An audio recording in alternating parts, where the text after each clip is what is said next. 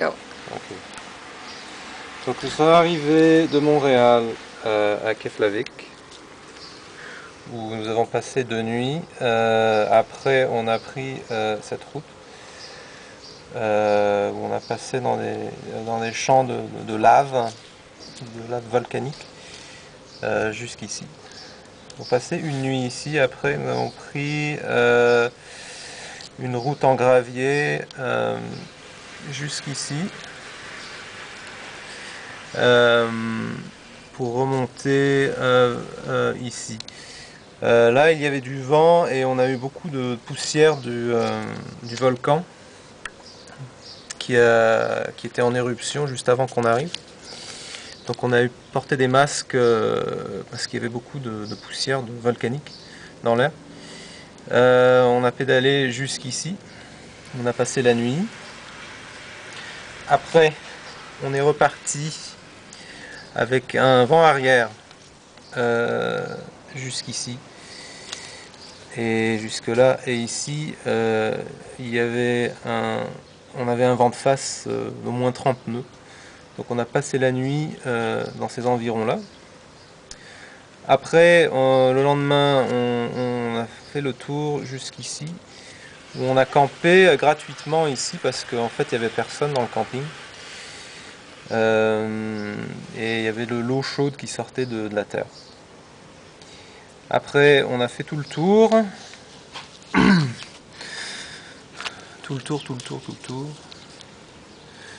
jusqu'ici, parce qu'on voulait aller en fait par là, mais on a décidé en fait de repartir avec un vent favorable, vent arrière, jusque...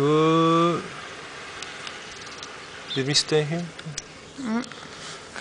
Jusque là.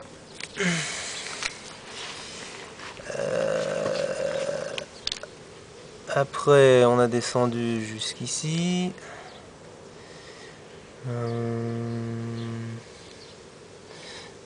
Non.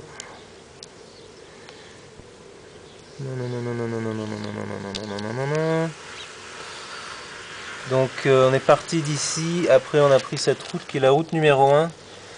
Il y avait beaucoup de circulation à cause d'une fête dans cette ville ici. Donc c'était très désagréable cette route.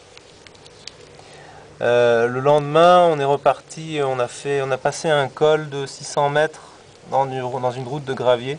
Donc assez difficile, donc on a fait juste ça le lendemain. Juste ça. Et puis après c'était pas mal tranquille jusqu'ici, à part que ici c'est infesté de mouches.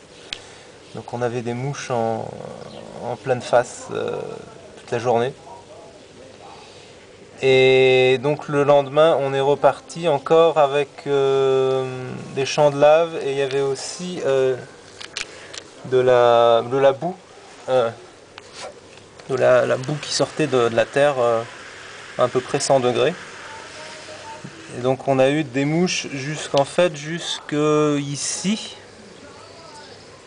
Et puis après il n'y en avait plus. Donc on a continué jusqu'ici.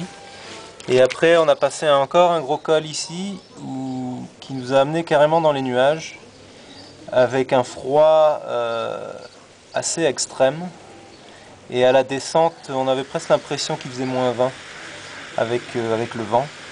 Et on est arrivé ici pour partir 2 jours après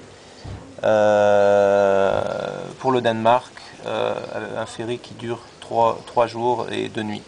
Voilà.